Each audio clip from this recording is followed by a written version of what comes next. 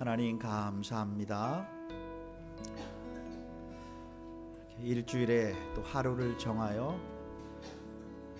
생각하게 해주시고 또 하나님이 우리를 얼마나 사랑하시고 보이지 않는 이 세상에 보이지 않는 사단이 어떻게 이 세상을 공격하는지 알게 해주시고 또 그 예수님 안에 있는 은혜와 진리를 통해서 또 회복시켜 주심에 감사합니다. 오늘 저 옆방에서도 온전한 진리가 선포되도록 도와주옵소서. 예수 그리스도의 이름으로 기도드리옵나이다. 아멘. 오늘은 6번째, 성령 하나님을 근심 슬프게 하지 말라라는 말씀으로 말씀을 나누도록 하겠습니다.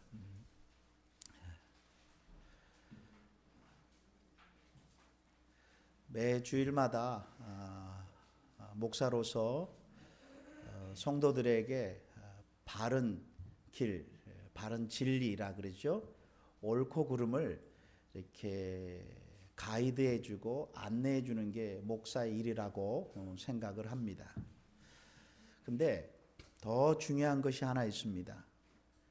그것은 뭐냐면 항상 나 자신에게 관심을 두는 게 아닙니다. 나 자신은 소망이 없습니다. 나 자신은 늘 요동칩니다. 나 자신은 보이는 것에 따라 결정되는 연약한 존재입니다. 따라할까요? 나 자신은 보이는 것에 따라 움직인다. 그래 안 그래요? 예. 그리고 보이지 않는 어떤 실체가 나에게 두려움을 주면 거기에 몰두하는 존재예요.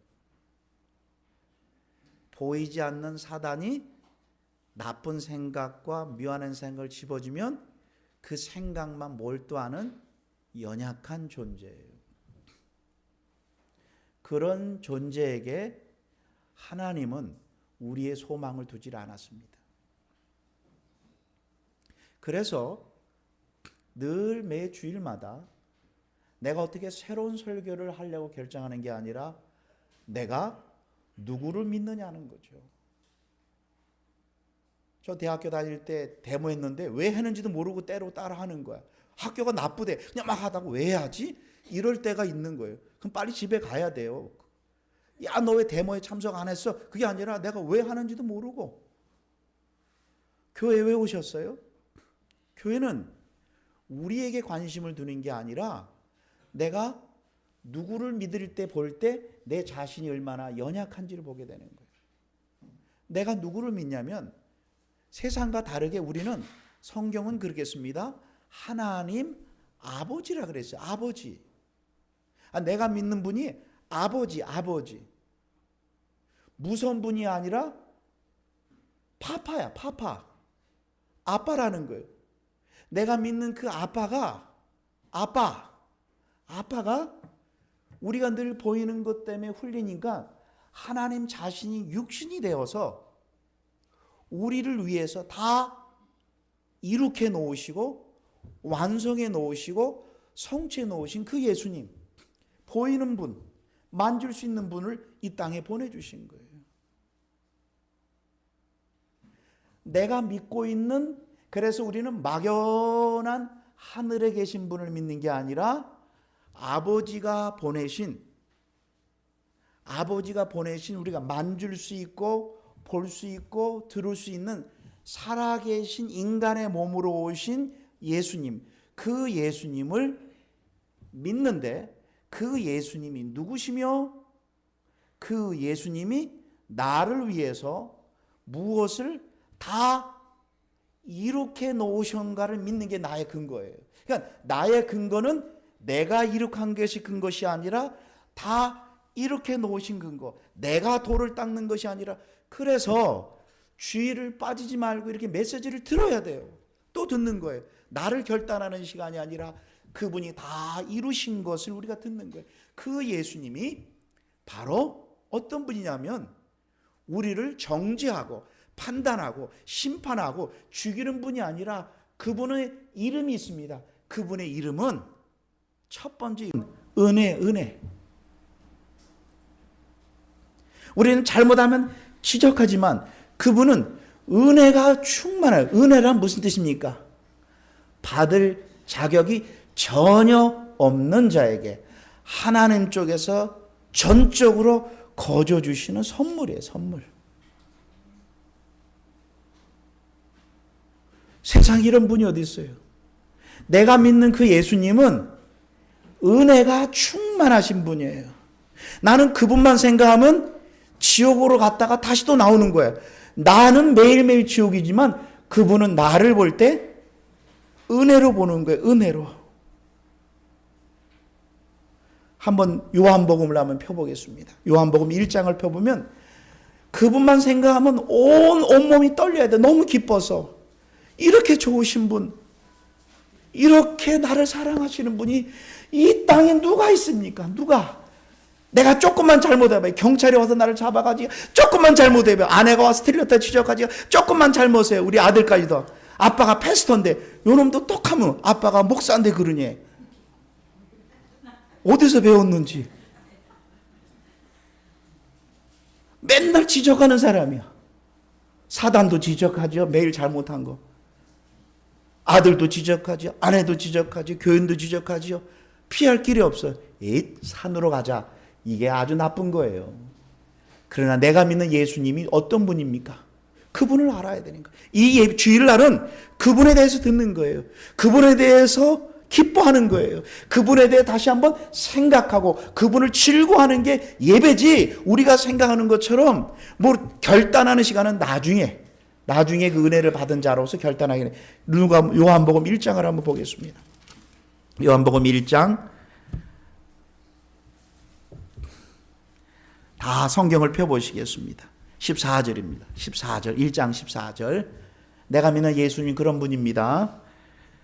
말씀이 육신이 되어, 그러니까 말씀, 성경의 구약 성경에 말씀하신 그분이 육신의 몸물이 되어 우리 가운데 거하심에 우리가 그 예수님의 영광을 보니, 그 예수님이 다 이렇게 놓으신 영광을 보니 아버지의 독생자의 영광이요. 다 같이 읽겠습니다. 시작. 은혜와 진리가 충만하다. 저를 봤어요. 이 말은 뭐냐면 어느 목사님 나에게 잘 가르쳐 준 의미가 있어요. 어느 날 남녀가, 아주 쉽게 얘기합니다. 남녀가 불법으로 결혼한 사람이 아니라 남녀가 간음을 했어요. 현장에서 잡혔어요. 얼마나 난처할까요? 요한복음에 뭐라고요? 현장에서 잡혔어요. 근데 놀라운 사실은 현장에서 잡혀왔을 때 남자 여자를 같이 데려왔나요? 여자만 데려왔나요? 아주 목적이 있어요. 어떻게 하면 예수님 공격하려고. 현장에서. 남자는 또 용납이 되지만 그 시대는 여자가 돌에 맞아 죽습니다. 그래서 그때는 죄책감도 없어요. 그 돌도 어떤 돌인 줄 아세요? 조그만 짱돌이 아니라 자기가 들을 수 있는 크기를 가지고 사람을 쪄 죽이는 거예요. 그때 그 여인이 옷이 거의 걸치지 않는 여인이 서 있는 거예요. 앉아 있는 거예요. 그때 예수님이 거기 왔을 때 유대인들이 유대 율법에 하면 이 여자를 돌로 치라는데 예수님 뭐라고 생각하십니까? 그래, 모세 율법대로 돌로 치라 하면은 율법을 충족되는 거고, 만약 치라 하는 순간 그들은 알았어요. 바로 뛰어가서 로마 군병에게 얘기합니다. 뭡니까? 로마법을 따르지 않는 거예요. 사람을 죽이려면 그 시대에 반드시 로마의 집정관의 허락이 있어야 되는 거예요. 그러면 죽이지 말라 그러면 유대율법에 대해 법에 어기는 거고, 죽이라 그러면 또 로마법에. 이 사람들이 예수님을 속이려고 일부러, 남자는 빨리 가라 그랬으니까 빨리 가고, 예수님을 일부러 속이려고 현장에서 간음하다 잡힌 여인을 데려왔어요. 그때 예수님이 그 여인의 얼굴을 보지 않았어요. 내가 믿는 예수님이 그런 분이에요. 그 여인이 다른 여인이 아니라 나야, 나.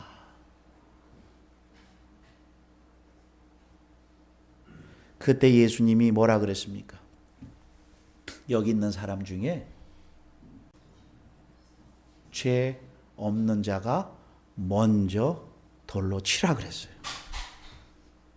네, 거기서 참 의미 있는 말입니다. 그때 나이 많은 사람서부터라고 했어요. 그 말이 맞는 거예요. 죄송합니다. 여기서요, 나이 최고 많으신 분이 최고 많이 죄 지었어요. 연수만큼 죄를 짓는 거예요. 나이 많은 사람부터 돌을 놓고 갔더라. 그때 예수님이 우리에게 심장 떨리는 말씀하십니다. 나도 너를 정죄치 않겠다. 이게 은혜예요. 은혜로 끝나는 게 아니라 뭐예요? 다시는 죄를 짓지 말라. 이게 진리예요. 기독교는 은혜와 진리로 세워지는 것이에요. 따라합니다. 은혜와 진리. 이게 기독교의 전부예요. 우리를 구원하시되 우리의 행한 바가 아니라, 구원은 우리로 시작하는 게 아니라 하나님의 은혜로 시작하는 거예요. 전적인 그분의 은혜. 내가 이뤄 놓았으니 나를 믿으면 내가 너에게 영생이라는 선물을 대가로 주겠다. 선물로 주겠다. 시작. 선물로. 사랑하는 성도 여러분, 예수님은 은혜와 진리가 충만하신 분이에요. 예수님한테 가면 어떤 죄도 용서받는 거예요.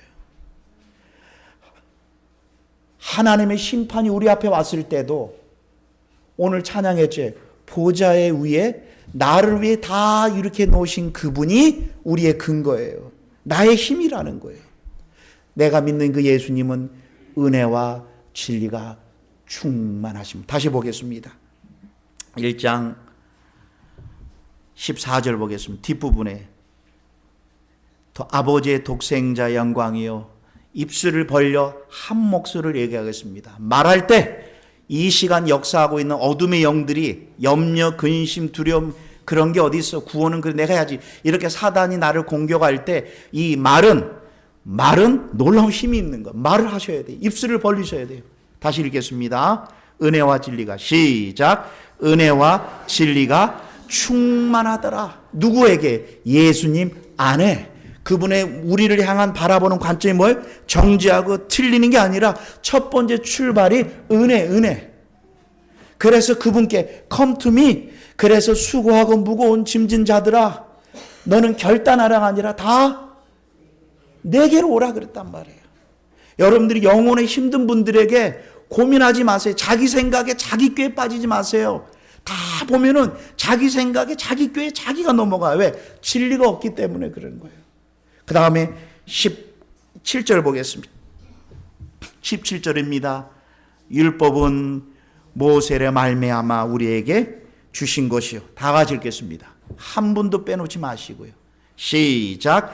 은혜와 진리는 예수 그리스도로 말미암아 온 것이라. 그래서 우리의 근거는 예수님 안에만 은혜. 나를 향한 바라보는 관점이 우리의 어떤 행한 것을 가지고 우리가 보좌 앞에 나가는 게 아니라 출발이 그 예수님의 은혜. 그래서 현장에서 가늠하다 잡힌 여인 앞에 예수님이 하신 말씀이 뭐냐면은, 거봐, 내가 그렇게 죄 짓지 말라 그랬잖아. 이렇게 말하지 않고 예수님도 첫 번째 접근이 뭐예요?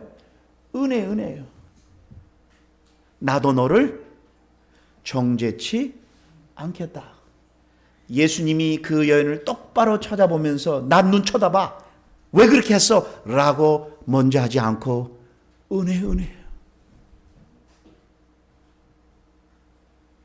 은혜라고요. 은혜와 진리가 충만한 성도들이 모인 곳이 교회인데, 앉았다면 남을 판단하고 정죄하는 우리 자신을 보게 되잖아요. 남의 잘못은 그렇게 잘 지적하면서 본인의 실수는 전혀 안 보는 이렇게 고집불통인 나. 잘난 것도 없는데 뭐 자기가 기준이 있는 것처럼, 자기가 재판관인 건 판단하고 정죄하는 나, 자신의 경험을 가지고 자신의 생각을 가지고 성령의 인도함이 없는 자신의 생각, 자신의 뜻, 자신의 의견을 가지고 판단하는 나. 그래서 똑바로 말했을 때 그 사람이 똑바로 변하는 존재가 되든가요? 세상은 한 번도 그렇게 해서 변하지 않아요. 은혜와 진리가 충만하신 그. 그래서 그분은 우리를 위해서 자신이 모든 것을 이룬, 그래서 His name이, 예수님 이름이 뭔지 아세요? 세례 요한이 예수님이 걸어올 때 한번 요한복음 1장을 보겠습니다. 그분의 어떤 분으로 보겠습니다. 우리에게 지적하고 가리키러 오신 분이 먼저 아니라는 거예요. 우리를 가리키러 오신 분이 아니라는 거예요. 기독교는요. 한국말 끝까지 잘 들으세요. 끝까지는 결국 그분을 위해 살라는 거예요. 자아를 버리라는, 그러니까 끝까지 잘 들으셔야 돼. 근데 처음부터 끝을 들으면 안 돼요. 처음은 처음부터 들어야 돼. 뭡니까? 29절입니다. 이튿날 요한이 예수께서 자기에게 나오심을 보고 가로되, 그분이 이 땅에 오신 목적이에요. 보라, 다 같이 입술겠습니다. 네, 죄송합니다. 안 읽으신 분이 있어요. 또 자기 자아가 강하세요. 입술을 벌리세요. 사단이 좀 듣게요. 그냥 묵상하면 되지. 아니에요. 입술을 벌려 말하셔야 돼요. 입술을 벌려 말하는 게 굉장히 중요합니다. 그분이 우리를 가리키러 오신 분이 아니라 그분의 이름은 다시 한번입니다. 시작. 보라, 세상 죄를 지고 가는 하나님의 어린 양이라네. 세상 죄 본인이 죽으러 왔다. 이게 은혜로 우리에게 오신 분이에요. 찾으러 오셨어요. 그런데 그분은 모든 것을 다 완성하시고 성취하시고 하늘 보좌 우편에 앉으셔서 그분은 우리가 만질 수 있고 볼 수 있는 그 예수님이 이 땅에 있다가 그분이 어떻게 해요? 십자가에서 다 이루셨어요. 그래서 우리는 다 완성하신 걸 믿는 거예요. 나의 근거는 내가 아니라 그분이 다 이룩해 줘. 왜? 내 대신 죄를 짊어지시고 그래서 죽음을 이기시고 부활하셨고, 부활로 끝나는 게 아니라 승천하여 지금도 하나님 보좌 우편에 앉아서 살아서 지금도 역사를 주관하고 계시기 때문에 스테반이 돌에 맞았을 때 스테반이 하늘을 보니라고 하지 않고 스테반이 성령님이 그의 눈을 열어서 성령의 충만함을 입어 하늘을 보니 하나님의 영광의 보좌와, 저를 보세요. 하나님의 영광의 보좌와 그 가운데 계신 예수 그리스도가 하나님 보좌 우편에 앉아서가 아니라 서서 스테반이 돌 맞고 있는 것을 지금도 보고 계신, 내가 믿는 대상이 그런 분이라는 거예요.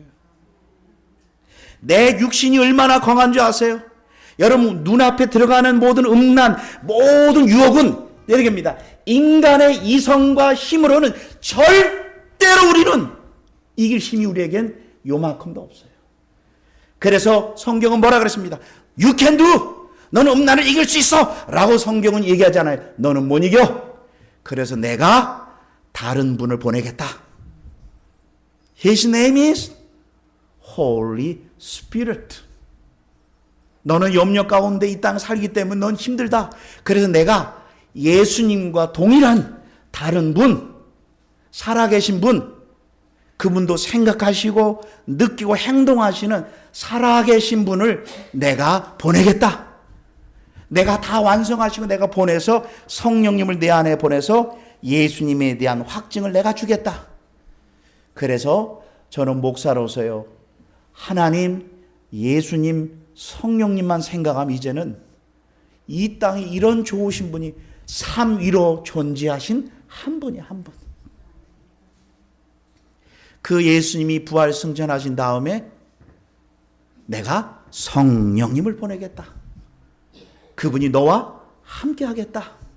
그러면서 우리 다시 보겠습니다. 또 예수님이 하나님의 어린 양이죠. 그 다음에 또 보겠습니다.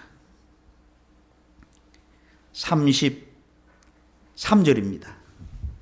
세례 요한 얘기입니다. 나도 그를 알지 못하였으나 나를 보내어 물로 세례를 주라 하신 그이가 하나님이 나에게 말씀하시되 성령님이 내려서 누구의 머무는 곳을 보거든 그가 예수님입니다. 곧 성령님으로 세례를 주시는 이인 줄 알라. 예수님이 누구예요? 부활승천하셔서 누구를 보내신다고요? 성령님을 보내서 우리와 연합시켜 주시는 분, 영원히 나와 함께. 그래서 그 성령님은 생각하시고 느끼고 행동하시는 분이라는 거예요. 성령 하나님, 나는 이렇게 생각하는데 당신의 생각은 어떠세요? 이게 잘 될 줄 아세요? 죄송합니다. 전부 자기 생각이에요. 누가요? 김승환 목사가. 질문할 여력이 없어. 왜? 훈련이 한 번도 안 됐으니까.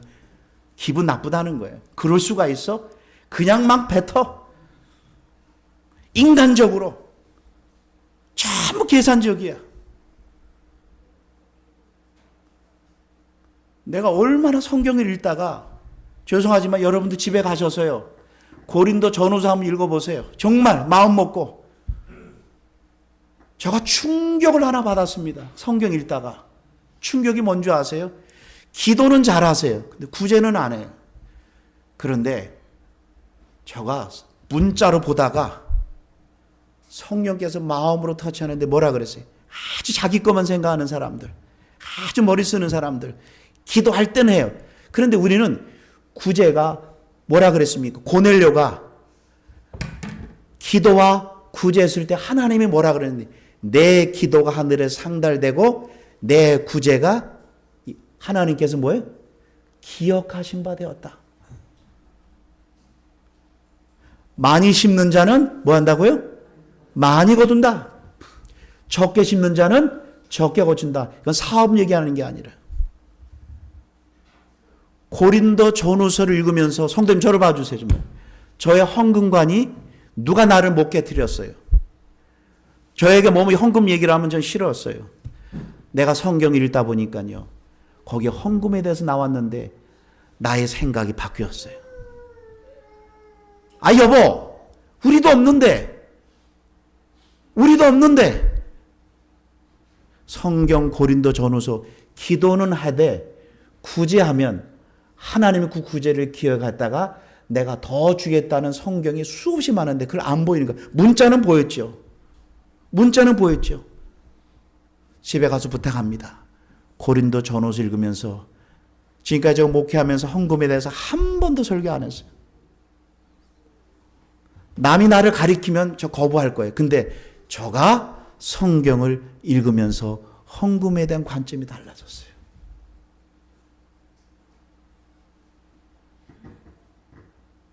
기억하신다는 거예요. 기도만 기억하는 게 아니라 구제도. 평생 받는 나라는 죽을 때까지 준 적이 없어요.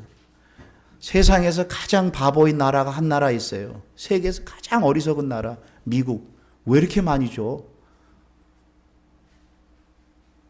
가장 바보 같은 나라, 미국. 많이 베풀었어요. 그랬더니 전 세계에서 지금 제일 못 살았더라. 전 깨달았어요. 힘이 닿도록 베풀기로 했어요. 책상에 앉아서 내 계산으로는 절대 사람 못 줍니다. 저거 왜 이렇게 바뀌었을까요? 1번, 남이 가르쳐서. 2번, 성경을 읽다가 성령님이 가르쳐 주셔서. 시작. 2번이에요. 누가 나를 건드려요? 흔들리지 않습니다. 왜요? 성경에서 누가요? 성령님이 내 머리로요? 마음으로. 그 소수가 성경이에요. 내가 믿는 예수님 누구라고요? 성령을 보내서 내가 믿는 진리에 확고함을 주시는 분이에요. 그래서 내가 믿는 성령님은 생각하고 느끼고 행동하시는 분이에요. 따라합니다. 성령님은 내 안에서 생각하고 느끼고 행동하시는 분이다. 그래서 제가 여러분은 놀랍게 저에게 얘기합니다. 목사는 설교하기 위해서 성경을 볼까요? 자신의 영혼을 위해서 성경을 볼까요? 예, 그 전자가 많았어요. 근데 편안하게 제가 사도행전을 1장에서 24장까지 쭉 읽다가 성령님에 대한 단어만 체크해 봤더니 그분은 가라, 하지 말라, 막으시고 살아계신 한 인격이라는 걸 깨달아요. 한 번도 파워라는 부분이 없고 전부 살아계신, 생각하시고 느끼고 행동하시고 말하시는 살아계신 하나님을 내 안에 주시겠다는 거.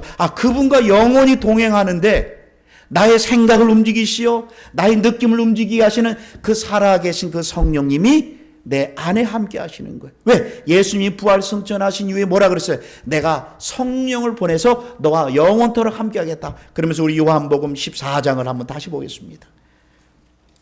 요한복음 14장입니다. 성령 하나님은 파워도 아니고, 예, 결과가 파워가 오지만 먼저 한 인격이에요. 퍼슨으로서 우리에게 말해 주시고 우리를 말을 거시고 내 말에 응답하시는 살아계신 왔다 갔다 하는 응답자예요. 이렇게 대화가 가능하신 분이에요. 내가 다시 질문합니다. 인격이라는 것은 살아서 대화가 가능한 걸 얘기를 하는 거예요. 여러분 한번 대답해 주셔야 됩니다. 여러분, 이렇게 대화하는 것처럼 성령님도 질문하면 대화해 주시는 분이라는 거예요. 왜? 어디예요? 내 안에. 14장입니다. 14장 16절입니다. 제가 읽겠습니다. 내가 14장 16절 아버지께 구하겠으니 그가 성령님이 또 다른 보혜사를, 여기서 다른 돕는 자, 카운셀러, 예수님과 똑같은 부신 분, 성경에 보면 예수님보다 더 이렇게 표현되어 있어요. 왜? 내가 가는 것이 더 유익이라.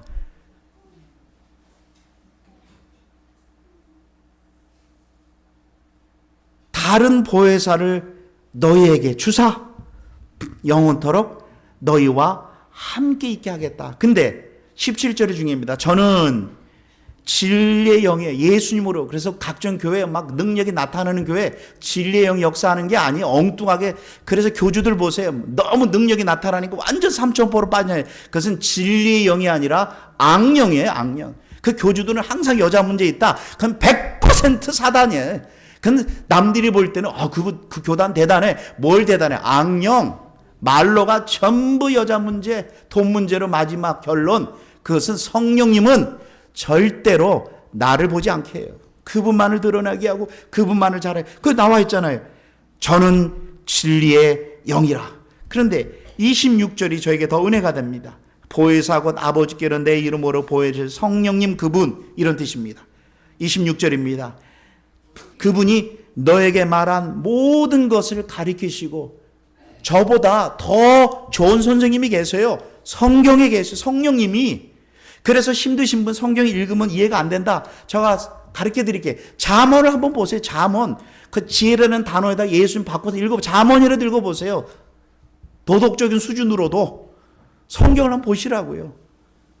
성경을 보면서 10분, 20분, 30분 성경을 한번 보시라는 거예요. 여기 나와 있잖아요. 성령님이 그가 너희를 모든 것을 가리키시고 내가 너에게 말한 모든 것을 생각나게 하시는 살아계신 한 분이 있다는 거예요. 성령님이 성경을 통해서 우리에게 약속해 주셨다는 거예요. 그래서 오늘 예배소서를 한번 펴보겠습니다.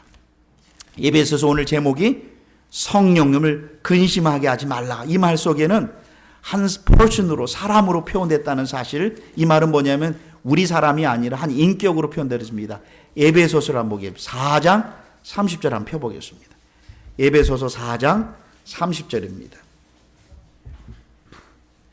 에베소서 4장 30절입니다. 신약 314쪽입니다. 그래서 예수를 믿는, 예수님으로 말미암아 십자가 주 부활하셨다. 이제 우리 믿는 사람들이 내 안에 예수를 믿으면 성령님이 내 안에 역사하고 그분이 나와 함께 하세요. 그래서 거듭난 자만이 저 설교 이해가 되는 거예요. 안 그러면 무슨 말인지 몰라요, 사실요. 예수님을 영접해야 돼요. 그런데 잘 보겠습니다. 지금 거듭난데 오늘 우리 다 엑스레이 찍어요. 저 자신도 그렇고요. 자, 보겠습니다. 25절부터 제가 읽겠습니다. 그런즉 예수 믿는 사람들, 교인들, 성도들, 거듭난 성도들은 잘 보겠습니다.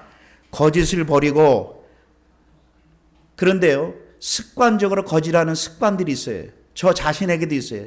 어느 사람마다 습관적으로. 근데 습관적으로 거짓말하는 사람 못 고쳐요. 성령님이 그건 저 거짓말하지 않아. 이렇게 성령님이 나에게 가르쳐주지 않으면 나의 습관은 바뀌지 않아요. 근데 그분은 죄책감도 없어요. 습관이에요, 습관.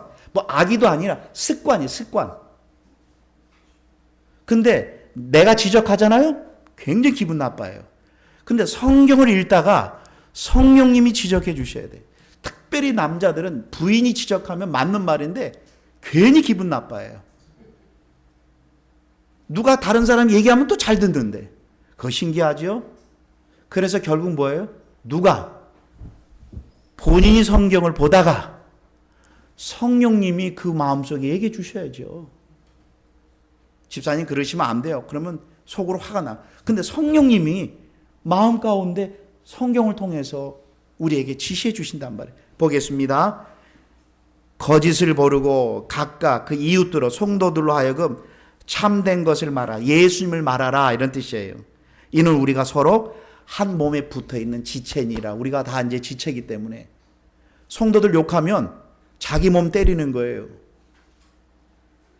자, 옆 사람 막 나무 얘기했다 하면 저를 보십니다. 막 손 때리는, 내 팔 내가 때리는 거예요. 참빛게 누워 집사님 그래, 그럼 내 팔 내가 때리는 거예요. 우리는 한 몸인데, 에이, 팔이 좀 나빠. 잘라버려. 이런 사람이 어디 있어요? 예수를 믿는다는 건 그렇게 예수 믿고 천국만 간다는 게 아니라 우리 그리스도의 몸에서 한 사람이 아프면 내가 아픈 거 한 지체. 성경은 뭐라 그래? 지체. 될 수 있으면 공동체라는 단어도 쓰지 마세요. 성경이 어디 공동체라는 단어 씁니까? 그냥 우리가 편해서 쓴 게 우리는 지체, 한 몸에 붙어있는 저 집사님이 아프면 내 아픔이. 그래서 어려울 때 힘들 때 같이 구제하고 같이 불쌍해서 도와주는 게 아니에요.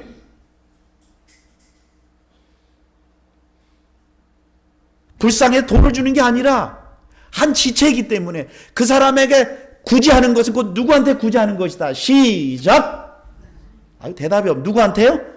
나한테 하는 거예요. 내가 아플 때 또 도움을 받고 서로 고르게 하는 거예요. 고르게.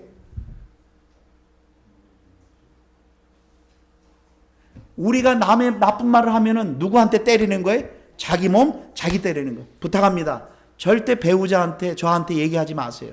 우리 남편은 뭐가 뭔지 우리 본인 얼굴에 본인 때리는 거예요. 목사님, 우리 성경은 한 몸이에요. 한 몸. 한 지체예요. 저 집사님 얘기하지 마세요. 지체에 서로 때리는 거예요. 근데 이 말은 저거 얘기하면 기분 나쁘면 성경은 뭐라고 해요? 우리는 한 지체니라. 한 몸이라는 거예요. 목사님, 죄송합니다. 본인 때리시는 거예요. 이렇게 얘기하면 본인 때리시는 거예요. 우리는 한 몸으로. 그 다음에 보겠습니다. 26절 보겠습니다. 서로 지체끼리 의견이 달라. 분쟁이 생겼어요. 괜찮아요. 근데 뭐예요? 분을 내어도 서로 성도들끼리 화가 났다는 거예요. 기분 나쁘다는 거예요. 내어도 죄를 지지 말라. 죄 짓는 자리까지 가서 계속 하지 말라. 이 해가 지도록 분을 하루 넘기지 말라. 마귀가 서로 마음을 움직인다. 누가 들어온다? 마귀가. 누가 들어온다? 마귀가. 아니에요. 저쪽이 전화 올 때까지 나는 끄떡. 강심장이 어디 있어요? 그럼 이럴까요? 그러면 내가 너 용서 안 할 거다. 그럼 우리는 그 자리에서 우리는 죽어요. 하나님 우리 용서를 7번이라도. 사랑하는 성도 여러분, 교인들끼리, 지체들끼리 누가 역사한다? 여기 보세요. 누가 역사한다? 마귀가. 예수 믿는 사람들 누가 하는 거예요? 그러면서 얘기합니다. 도둑질하는 자는 다시 도둑질하지 말고. 여기서 도둑질은 물건만 훔치는 게 아니라 다 영적인 거 포함됩니다. 그다음 빈궁한 자에게 구제를 있게 하여 제 손으로 수고하느니라. 그 다음에 29절 잘 보겠습니다. 저건 목회하면서 너무나 많이 봤어요. 저 자신도 그렇고요. 그래서 모임에 가서 남 욕 시키고 나올 때 내 거울 한번 봤어요. 그랬더니 영적으로 이게 충만하지 않아요. 여러분 남욕하고 나서 거울 한번 보세요. 이제 습관입니다. 남욕하고 반드시 화장실 들어가서 거울 보세요. 얼굴이 어떤가요? 평안하고 뽀듯하고 부드럽고 기쁜가요?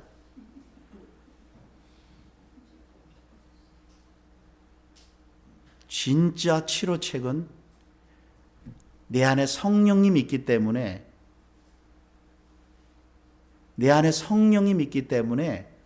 남의 말을 하면 함부로 뱉으면 성령님이 그 뒤에 나옵니다. 그 뒤에 나와요. 모르겠습니다. 29절 더러운 말은 너 입 밖에도 내지 말고 오직 덕 세우기 위하여. 이 말은 뭐냐면 서로 용기를 주며 소용되는 선한 말을 하여 듣는 자들에게 은혜를 끼치게 하라. 왜냐하면 30절 다 읽겠습니다. 시작. 하나님의 성령님을 근심하게 하지 말라. 슬프게 하지 말라는 거예요. 왜 서로 뜯어먹냐는 거예요. 내 아들인데. 정 목사님 자녀가 4명이에요. 그럼 김수환 목사가 둘째를 막 욕해요. 그럼 어떨까요? 정 목사님 입장에서. 자기 자식 자기 얘기하는 거. 그럼 성도들끼리 하나님이 볼 때는 똑같은 자녀. 나는 잘 몰라요. 자녀들끼리 서로 싸울 때 부모 입장은 어때요? 저는 그걸 경험하지 못했어요. 우리 큰애하고 자기랑 싸워본 적이 별로 없어서. 똑같은 거예요. 성도들끼리 서로 물고 묻는 것은 누가 슬퍼하신다. 시작. 성령님이 슬퍼하신다는 거. 왜 그러냐? 더 위로해줘야 되지 않느냐? 감싸줘야 되지 않느냐? 왜 자꾸만 지적만 해서 그 문제를 해결하려고 하느냐? 아니다. 저도 내 딸이다. 아직 진리를 몰라서 그냥 어리니까 어린아이의 말을 들어야 될 거 아니에요. 왜 아빠는 왜 우리 아들이 지금 자동차를 좋아하기 전에 람보기니를 안 사느냐는 거예요. 그럼 뭐라 그래야 돼요? 때려야 돼요? 왜 좋은 차를 안 사는 거, 비싼 차를? 어리니까. 그러면 교회 안에서도요. 어리니까 감싸고 기다리고 인내하는 거잖아요. 남편을 욕하고 아내를 욕하고 성도를 욕하는 것은 이제 자기 몸에 자야 하는 거예요. 그 다음 두 번째로 성령님이 아주 슬퍼하세요. 그러지 말라는 거예요. 우리는 한 몸이지 않느냐. 그래서 국률의 눈으로 바라보고 이 말을 특별히 우리 이 지체 중에 한 몸의 한 입 지체 중에 함부로 느끼는 대로 말하지 말고 성령님이 원하는 대로 은혜스러운 말을 하지 죽이는 말을 하지 말라는 거예요. 이게 지금 누구한테 하는 줄 아세요?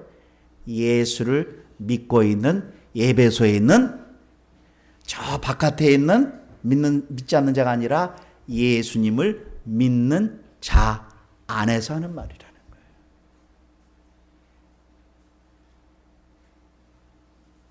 우리는 내 안에 성령님이 생각하고 느끼고 행동하시는 분이고 성령님이 같이 보고 같이 듣고 같이 말하는 거예요. 한번 따라해 보겠습니다.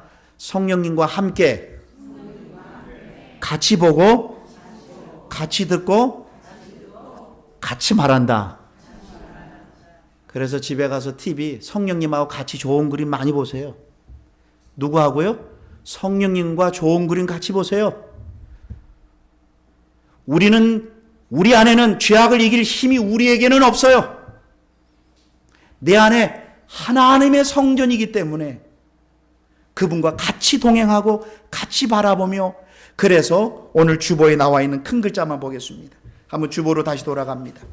첫 번째 글입니다. 성령님은 전적으로 잃어버림으로써 성령님의 존재를 전적으로 무시함으로 성령님을 근심하게 하는 거예요. 저 이 부분에 너무 마음이 감동이 돼요. 너무 무시해요. 한 번도 인식하지 않았어요. 주님 이럴 때 어떻게 해야 될까요?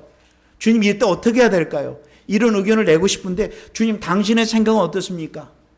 금방 반응이 저거 돈 드는 건데 내가 미치는 건데 참 이 말부터 떠올라. 그때 성령님은 그러다가 저가 고린도전후서 읽다가 헌금이라는 부분 딱 나올 때 성령께서 내 마음에 미치는 게 아니에요.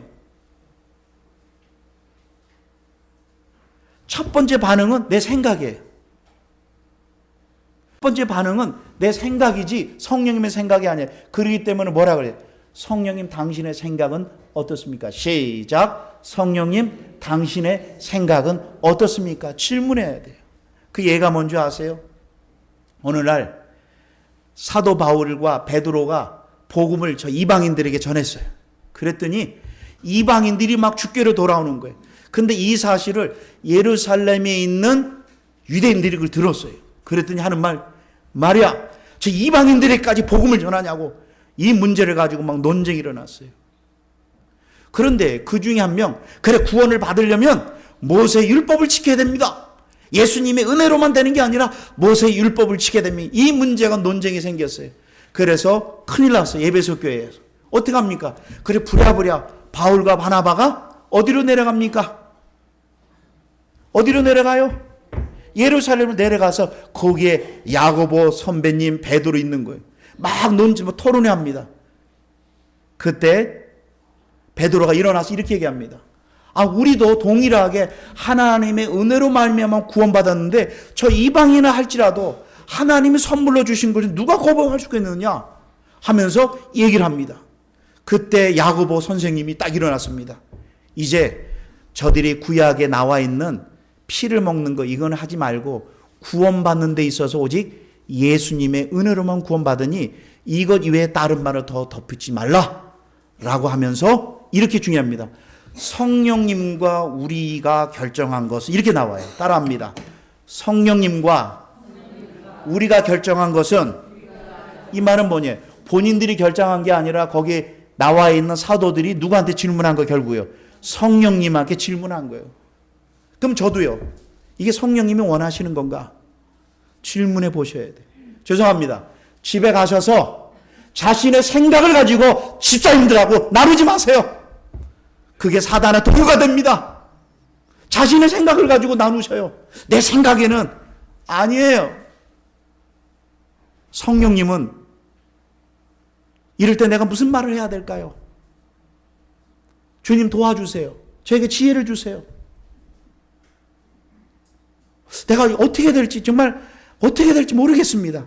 한번 지혜를 구해보세요. 질문해 보세요.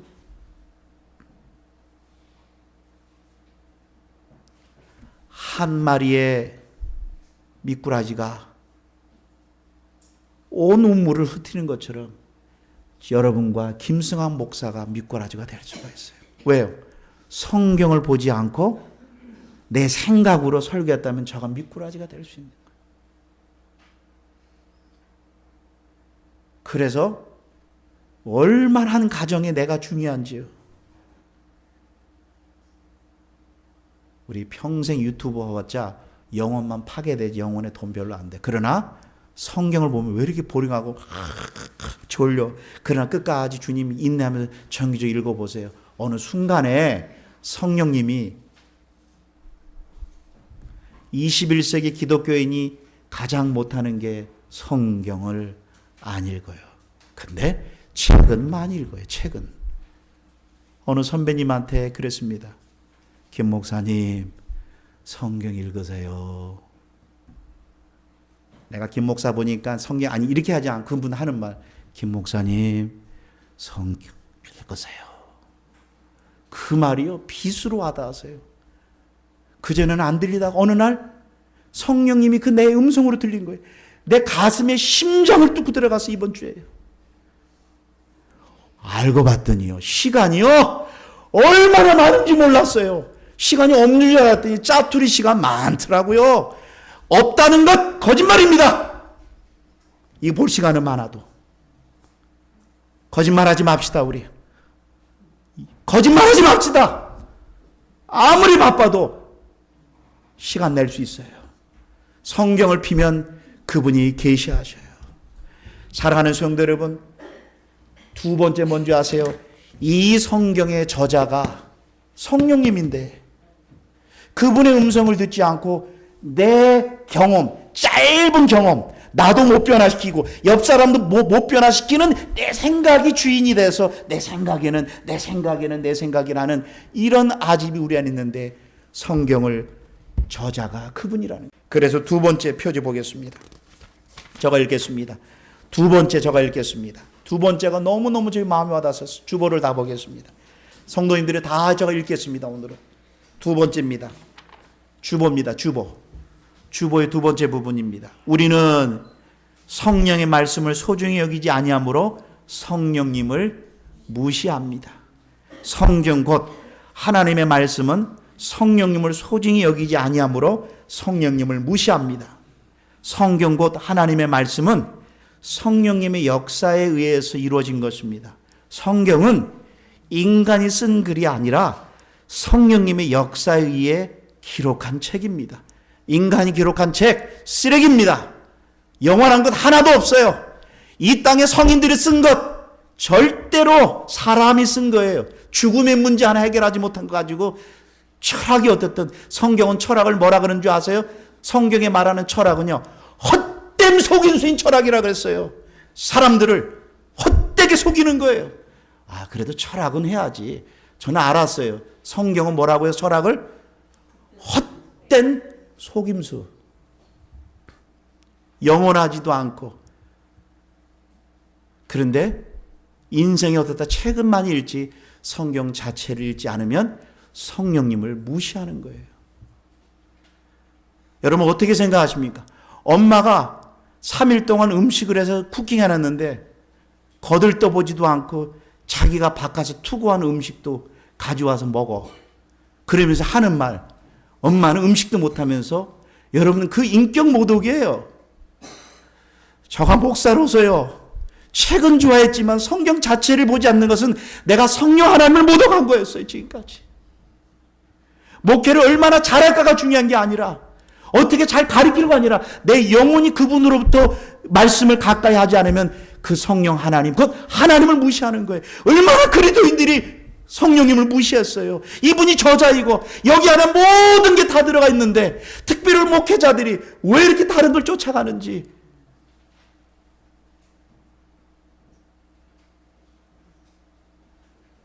누구도 이 자리에서는 이제 핑계 댈 수 없어요.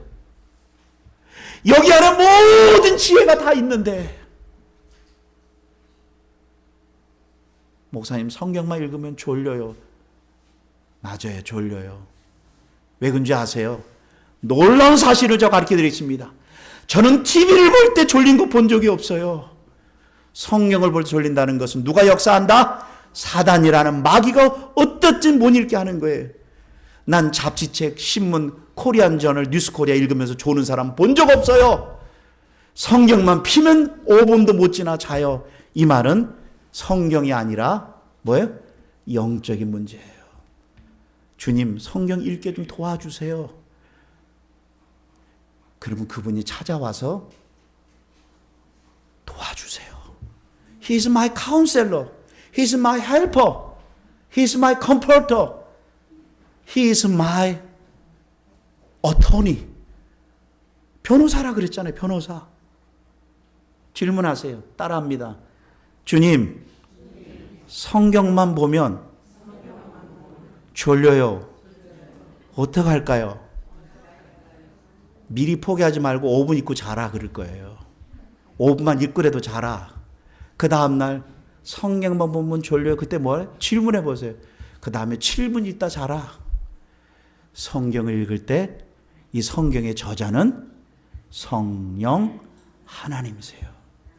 인간의 책이 아니에요. 계속 읽겠습니다. 성경은 인간의 글이 아니라 성령님에 의해 이루어진 것입니다. 성령님의 영감과 감동을 받고 성령님의 인도하심 받는 사람들에 의해 쓰여진 살아계신 분이 저자입니다. 제가 이번 달에 너무나 많은 큰 감동을 받았어요. 근데 그분은 나한테 한마디도 가르치지 않았어요. 그런데 그분은 삶 자체가 저에게 큰 감동을 줬어요. 흠모할 것도 없어요, 별로. 근데 제가 질문하면, 김 목사, 이건 이렇게가 아니라 성경 핍시다. 쉬다가 또 주무셔요. 괜찮아요. 성경에서 말씀하세요. 그분은 나에게 이거 해라 저거 하라 하지 않았는데 성경에서 답을 주셨어요. 그래서 한번 해봤더니 되고요. 사랑하는 성도 여러분, 성경 구절 보겠습니다. 요한복음 5장 39절에 예수님이 직접 이 성경이 곧 내게 대하여 증언하는 것이라. 그러나 너희가 영생을 얻기 위하여 내게 예수님이 오지 원치 않았니라. 디모데후서 3장 15절 17절 너무나 귀중합니다. 다 보겠습니다. 성경은 그리스도 예수 안에 있는 믿음으로 말며 구원에 있는 지혜가 있게 하려 함이니라. 여기서 봅니다. 모든 성경은 하나님의 사람으로 온전케 하며 사람을 온전케 만든다는 거예요. 그 다음에 어떻게 해요? 모든 선한 일을 행하게 온전케 하여 주시는 분이에요. 21절입니다. 베드로서 1장. 성경은 언제든지 사람의 글이 아니라는 거예요. 오직 성령의 감동하심을 입은 사람들이 하나님께 받아. 그래서 이 저자가 하나님이세요. 읽으면 그분을 발견하는 거예요. 또 그런 사람 성경 읽지 않는 분은요, 한국에서 유명한 사람이 왔대요. 한 번에. 그거 다 가짜입니다. 그렇게 해서 은사 받는 것 도움은 주지만 성경을 읽어요. 아, 그분은 대단한 분이야. 여러분 위험한 거예요. 자꾸만 집회 쫓아다니지 마세요. 성경을 보면서 쫓아다도 괜찮은데 성경도 안 보면서 한 번에, 그게 한마디로 사기꾼이에요. 꾼. 적게 노력하고 크게 얻으려는 기독교적인 사기꾼. 목사님의 깊은 감동의 설교를 원하지 마시고 본인 성경을 보면서 설교가 은혜가 된다 안 된다 결정하세요. 얼마나 성령님을 모독하는 거예요. 여러분, 모독한다는 것 좀 생각해 보세요. 내가 집에 들어갔는데 두 아들이 나를 인간 취급도 안 했다. 여러분, 얼마나 큰 아빠로서 모독인 줄 아세요? 바로 우리가 그런 범죄를 저가했다는 사실이에요. 성경을 가까이 하시냐는 거예요. 그분이 저자였고 나 생각을 여기 성경에 다 기록했는데 우리는 그분을 너무 무시했어요. 그래서요, 여러분들 오늘 인터넷 들어가 보세요. 거듭난 born again 크리스찬들이 성경은 얼마나 읽는가? 충격이에요, 충격. 그래 놓고 가정이 어떻고 교회가 어떻고 뭐가 어떻고 뭐가 어떻고, 우리는 다시 한번 성경에서 성령님의 조명함을 받아야 돼요.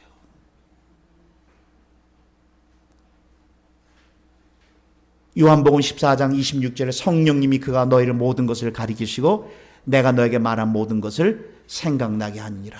성경은 성령님의 특별한 작품입니다. 성령님이 진정 성경의 저자입니다. 해석자입니다. 성령님은 우리가 무엇을 피하고 우리가 무엇을 해야 되는지 알 수 있도록, 그래서 거룩하게 구별할 수 있도록 하기 위해 성경책을 우리에게 주셨습니다. 차 뒤에 윈도우에 햇빛에 가려서 한 달에 한 번씩 펴보는 그런 성경이 아니라 성령님을 모독한 거예요. 저는 모독이란 단어 쓰겠습니다. 저 자신이 얼마나 목사로서 이 책 저 책을 많이 봤는지, 그 나쁘다는 게 아니라 먼저 성경께서 저에게 계시해 주셔야죠. 요한복음 17장 17절에 뭐라 그랬습니까? 저희를 시작 진리로 거룩하게 하옵소서. 아버지의 말씀은 진리니라. 우리가 분명히 확신할 수 있는 것은 성령님은 다 합니다. 잘 보세요. 세 번째 표지입니다. 성령님은 잘 보세요. 그 성도가 성령님이 인도받는지를 가리킵니다. 우리를 성경으로 인도합니다. 바로 성령님이 우리를 이끌고 있다는 것은, 아는 것은 성경입니다. 우리는 정기적으로 성경을 읽지 않는다면, 성경의 지식이 자라가지 않는다면 우리는 성령님을 근심 슬프게 하는 것입니다.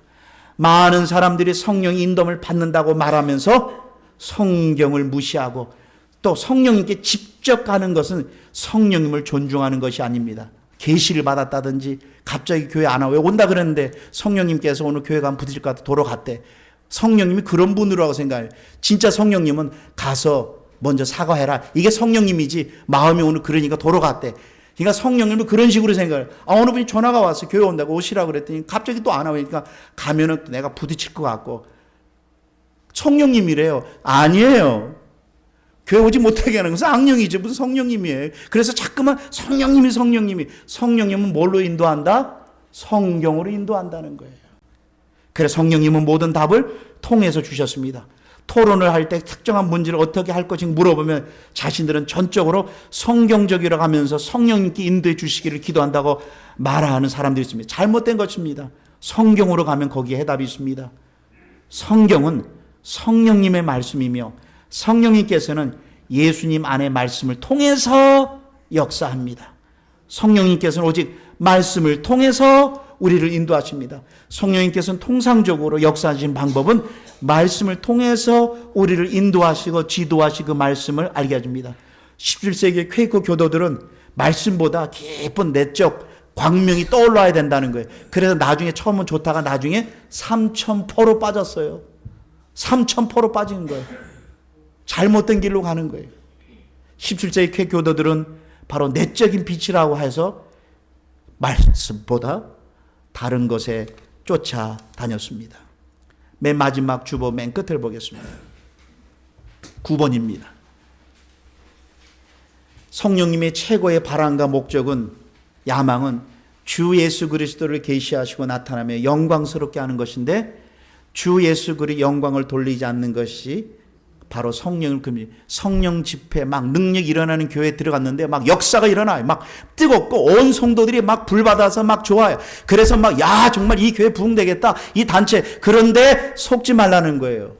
그것도 하나의 현상이지 거기에서 누가 드러나지 않는 나오겠습니다. 요한복음 16장 13절과 14절에 성령님은 자신을 말하지 않고 그 성령님은 항상 예수님이 죽으시고 부활하시고 통치하시고 지금도 우리의 주인으로서 만물을 통치하시는 그분만을 높인다는 거예요. 성령님이 하시는 주된 일이 그것입니다. 뭐가 옳고 그런 것보다 먼저 성령님이 역사하는 곳에는 반드시 그분이 높여지고 그분이 증거되고 그분을 나누고자 하는 열망이 생기는 거예요. 성령님이 해야 할 가장 중요한 일은 우리 주 예수 그리스도가 우리에게 생생하게 부각되도록 하는 것입니다. 결국 우리가 주 예수 그리스도보다 더 친숙해지는 것이 아닌 다른데 관심을 갖는다면 우리는 성령님을 근심하게. 자꾸만 목사님 우리 교회가 뭐 이거 해야 되고 다 맞는 말이에요. 그러나 먼저 본인이 예수님으로 기뻐하셔야 돼요. 그런데 이 말 지난주에 뭐라 그랬죠? 중국을 뒤흔들었던